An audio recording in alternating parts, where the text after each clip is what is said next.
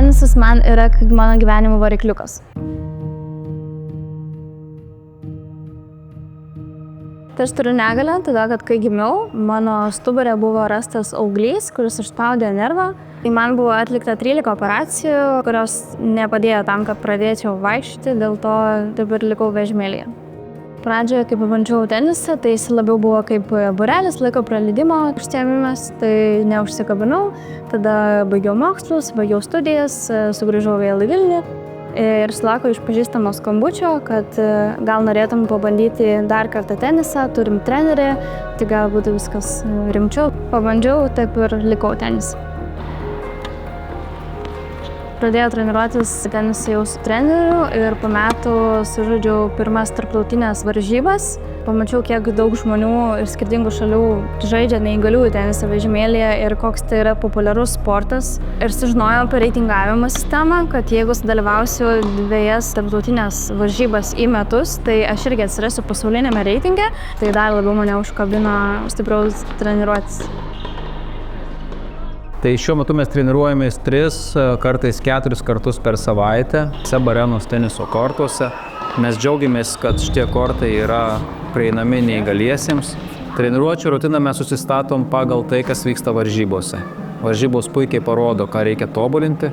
Taip pat mes džiaugiamės Darnių iniciatyvų fondo parama, dėl kurios Agnieška kartu su savo porininke gali atstovauti Lietuvą pasaulio komandų taurės kvalifikacinėse varžybose. Džiaugiamės ir Lietuvos teniso sąjungos parama.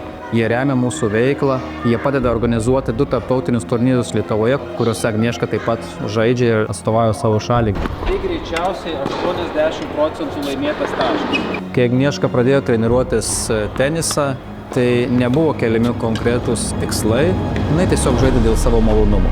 Vėliau, kai pradėjo sektis, atsirado galimybė dalyvauti turnyruose, mes pamatėm, ką jinai gali, pradėjom kelti tam tikrus konkrečius tikslus būtent jai. Pavyzdžiui, per šiuos metus buvo tikslas patekti į top 100 pasaulyje, ką jinai puikiai įvykdė, pakildama į 80 vietą pasaulio reitinge.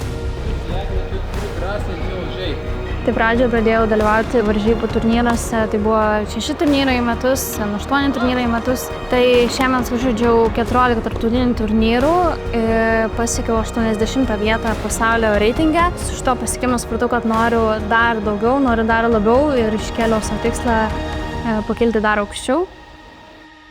Tai žinot, apetitas auga bevalgant ir mes tikrai nemanom, kad tai yra lubos. Manau, kad galim siekti ir top 50.